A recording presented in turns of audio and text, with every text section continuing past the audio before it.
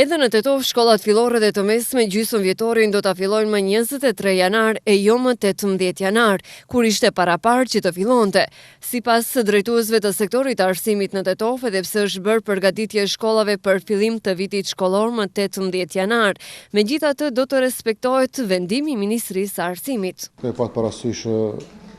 kohën që ka zotruar në këtë periudhë,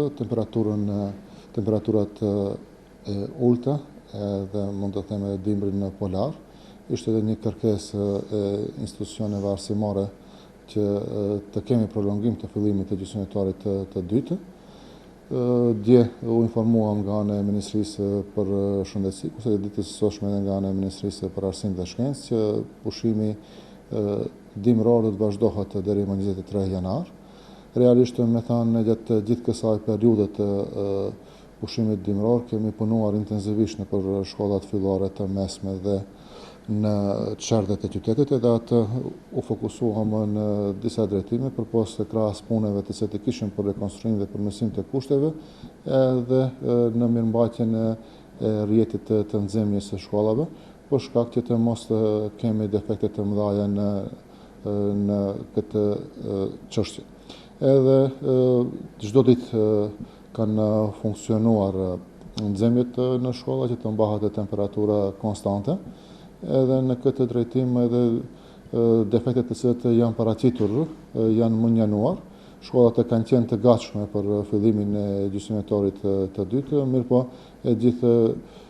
kjo situatë e krijuar dhe vendimi i marrur nga ana e qeverisë është mirëseardhur për neve. Në ndërkohë nuk ka ndonjë paralajmërim se si do të zëvendësohen orët e humbura, kur dihet se gati se 3 vite me radhë ka patur probleme me shkollat. Fillimisht kanë qenë orët e humbura me protestat për anulimin e testimit ekstern. Vitin e kaluar, gjysmëvjetori filloi më herët për shkak të ndotjes, ndërsa këtë vit për shkak të temperaturave të ulta. Edhe në këtë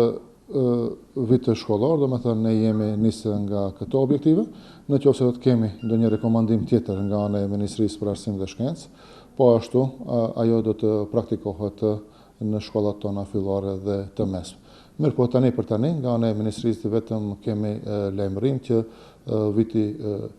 shkollor, domethënë gjysmëvjetori i dytë do të fillojë më 23 janar, kurse